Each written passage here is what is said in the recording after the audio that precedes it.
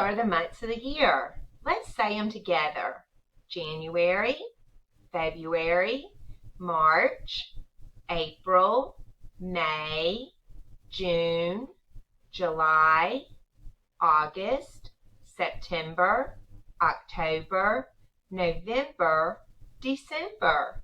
I can count the months of the year. Let's count them. 1, 2, 3, 4, 5, 6, 7, 8, 9, 10, 11, 12. There are 12 months in a year. The number next to the month helps me know how to write my date the short way. Right now, we're in September.